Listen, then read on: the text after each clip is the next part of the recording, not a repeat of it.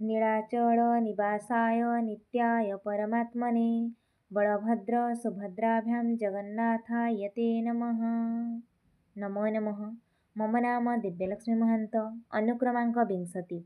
इदानीम् अहं केन्द्रीयसंस्कृतविश्वविद्यालय श्री सदाशिव परिसरे शिक्षाशास्त्री प्रथमवर्षे पठामि। अद्य मम विषयः भवति भाषाशिक्षा तथा मम प्रसङ्गः भवति संविधाने भाषासम्बन्धिन्यः नीतयः। संविधानं नियमानां सङ्कलनम् एकत्रीकरणम् इति संविधानम् अस्माकं भारतीयसंविधानं लिखितम् अस्ति। भारतीयसंविधानस्य रचना 1949 तमे संवत्सरे नवेम्बर् मासस्य 26तमे दिनाङ्के सम्पूर्णा अभवत्। अस्मिन् दिनाङ्के सर्वे जनाः संविधानम् अङ्गीकृताः सन्ति। तदनन्तरं 1950 तमे संवत्सरे जान्वरि मासस्य 26तमे दिनाङ्के संविधानकार्यकारी अभवत्। संविधानस्य निर्माणे डॉक्टर भीमराव आम्बेडकर महोदयस्य गुरुत्वपूर्णभूमिका अस्ति, अतः तां संविधानस्य जनक इति कथ्यते। तदनन्तरं संविधाने भाषासम्बन्धिन्यः नीतयः। अनुच्छेद 343 अनुच्छेद 343/1 मध्ये प्रदत्तं यत् देवनागर्यां लिप्यां भविष्यति संघस्य राजभाषा हिन्दी। तदनन्तरम् अनुच्छेद 343/2 मध्ये प्रदत्तं यत् संविधानस्य आरम्भात् आरभ्य आदिनां 15 वर्षायाम् अवधिं यावत् अर्थात् 1965 तमे संवत्सरे जान्वरि मासस्य 25तमे दिनाङ्के संघस्य आधिकारिकजनाः आङ्ग्लभाषायाः प्रयोगो अनिवार्यरूपेण करणीयम् इति प्रावधानम् अस्ति। तदनन्तरम् अनुच्छेद 343/3 मध्ये प्रदत्तं यत् आधिकारिकजनाः आङ्ग्लभाषायाः स्वस्य प्रयोजनार्थं 1965 तमे संवत्सरे जान्वरि मासस्य 25तमे दिनाङ्के संसदेन आङ्ग्लभाषायाः निरन्तरप्रयोगस्य प्रावधानं कर्तुं प्रतिपादितः। पुनश्च अनुच्छेद 344 मध्ये प्रदत्तं यत् संविधानस्य आरम्भात् 5 वर्षस्य समाप्तेः अनन्तरं राष्ट्रपतिना अस्य आयोगस्य गठनं करोति स्म। तादृशं 10 वर्षस्य समाप्तेः पर्यन्तं प्रचलितः। अत्र अध्यक्षः तथा च अन्ये सदस्याः सन्ति, ये अनेकाः भाषायाः प्रतिनिधित्वं कुर्वन्ति।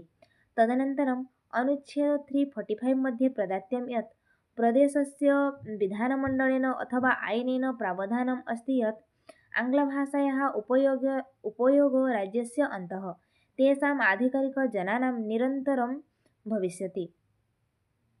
तदनन्तरम् अनुच्छेद 346 मध्ये प्रदत्तं यत् द्वौ वा अधिकौ राज्यौ सहमतौ स्तः यत् हिन्दीभाषा आधिकारिकभाषारूपेण भवितुम् अर्हति। तादृशं राज्यानां मध्ये संरचनार्थं सा भाषा प्रयोक्तुं शक्यते। तदनन्तरम् अनुच्छेद 347 मध्ये प्रदत्तं यत् राज्यस्य जनसङ्ख्यायाः कश्चन वर्गः भाषायाः विषये विशेषप्रावधानेन भाष्यमाणाः सन्ति, राज्यद्वारा मान्यता प्राप्यति सा भाषा। तदनन्तरम् अनुच्छेद 348 मध्ये प्रदत्तं यत् सर्वोच्चन्यायालये प्रत्येकस्मिन् उच्चन्यायालये च सर्वाणि कार्याणि आङ्ग्लभाषामाध्यमेन भवेत्, संसदीय आईनद्वारा प्रतिष्ठापितः। तदनन्तरम् अनुच्छेद 349 मध्ये प्रदत्तं यत् संविधानस्य आरम्भात् आरभ्य 15 वर्षायाम् अवधिं यावत् उच्चन्यायालये तथा उच्चतमन्यायालये कार्यवाही भाषारूपेण आङ्ग्लभाषा आसीत्। आङ्ग्लभाषायां विना अन्य कापि भाषायां परिवर्तनं संशोधनं कर्तुम् इच्छति चेत् सा भाषा लोकसभायाम् अथवा राज्यसभायां राष्ट्रपतिमहोदयस्य पूर्वमतानुसारं स्वीकृतं शक्यते। अनुच्छेद 350 मध्ये प्रदत्तं यत् वयं निस्सन्देहरूपेण बालकानां कृते शिक्षायाः सर्वोत्तममाध्यमं भवति मातृभाषा। तादृशी मनोवैज्ञानिकतथ्यं मनसि निधाय संविधानेन मातृभाषाया एव प्राथमिकशिक्षा दातव्या इति सङ्कल्पितः। तदनन्तरम् अनुच्छेद 351 मध्ये हिन्दीभाषायाः संवर्धन विकास संरक्षणविषये प्रतिपादितः सन्ति। हिन्दीभाषायाः संरक्षण तथा उत्तरदायित्वं केन्द्रसर्वकारस्य उपरि भवति।